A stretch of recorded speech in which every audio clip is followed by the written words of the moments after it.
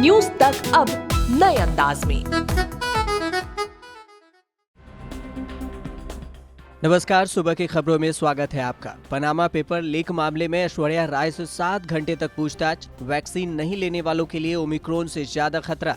साथ बैठे दिखे मुलायम और भागवत, तो यूपी कांग्रेस का संघवाद पर तंज।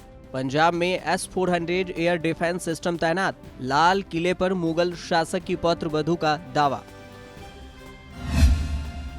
Bollywood actress Aishwarya Rai Bachchan Panama paper मामले में ईडी के सामने 20 दिसंबर को हाजिर हुई। जांच एजेंसी ने दिल्ली में ऐश्वर्या राय का बयान दर्ज किया। उन पर विदेशी मुद्रा प्रबंधन अधिनियम यानी फेमा का उल्लंघन कर विदेशों में धन जमा करने के आरोप हैं।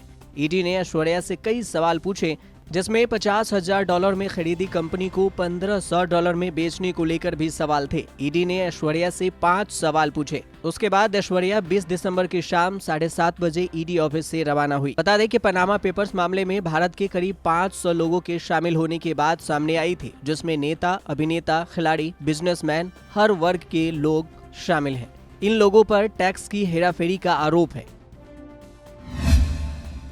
दक्षिण अफ्रीका में मिला कोरोना का नया वेरिएंट ओमिक्रॉन का बढ़ता आंकड़ा और खौफ दुनिया भर में देखने को मिल रहा है। इस बीच दक्षिण अफ्रीका की डॉक्टर कोएग्जी, जिन्होंने पहली बार कोरोना वायरस के इस वेरिएंट ओमिक्रॉन को लेकर लोगों को चिताया था, उन्होंने टीकाकरण के महत्व को बताया। उन्होंने कहा कि ओमिक्रॉन उन लोगों के लिए खास तौर पर खतरा साबित हो सकता है जिन्होंने अभी तक पूर्ण टीकाकरण नहीं कराया। बता दें कि भारत में कोरोना के ओमिक्रॉन वेरिएंट के 161 मामले मिल चुके हैं।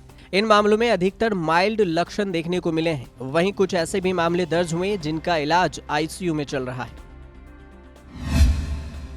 उपराष्ट्रपति आवास पर संघ प्रमुख मोहन भागवत और समाजवादी पार्टी के पूर्व अध्यक्ष और पूर्व मुख्यमंत्री रहे मुलायम सिंह यादव की मुलाकात हुई। इस दौरान दोनों नेता एक ही सोफे पर बैठे नजर आए। सूत्रों के मुताबिक दोनों साथ में करीब 20 मिनट तक बातचीत करते रहे। दोनों की मुलाकात उपराष्ट्रपति के पारिवारिक शादी समारोह में हुई। मोहन भागवत के साथ मुलायम सिंह यादव की तस्वीर को लेकर कांग्रेस ने समाजवादी पार्टी पर तंज कसा। इस तस्वीर पर यूपी कांग्रेस ने कैप्शन दिया और लिखा कि नई सपा में 100 का मतलब संघवाद है। बता दें कि 2022 में यूपी में चुनाव है। रूस में बने ताकतवर एयर डिफेंस सिस्टम S-400 की पहली खेप भारत पहुंच गई है। भारत में पहुंचते ही इसे पंजाब सेक्टर में तैनात किया गया है। यहां से यह पाकिस्तान और चीन दोनों के खतरों से निपट सकता है। सूत्रों के मुताबिक चीन और पाकिस्तान दोनों से हवाई हमले के खतरों को देखते हुए यह फैसला लिया गया। रूसी राष्ट्रपति पुतिन के हाल में हुए भारत दौरे के दौरान इसकी सप्लाई जल्द करने का भरोसा दिया गया था। अगले साल इसकी दूसरी खेप भी आ सकती है। भारत को कुल S-400 की 5 यूनिट मिलेगी। बता दें कि S-400 एयर डिफेंस सिस्टम के 5 स्क्वाड्रन को भारत ने रूस से 35,000 करोड़ रुपए में खरीदा है। यह हवा में 400 किलोमीटर तक खतरों को नष्ट कर सकता है।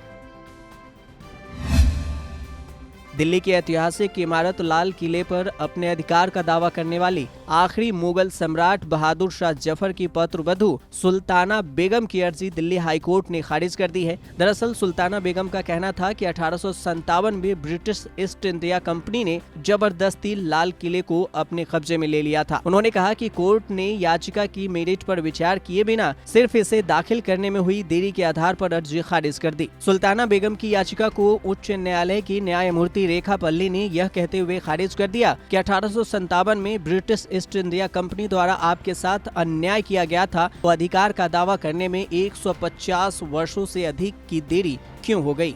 आप इतने वर्षों से क्या कर रही थी?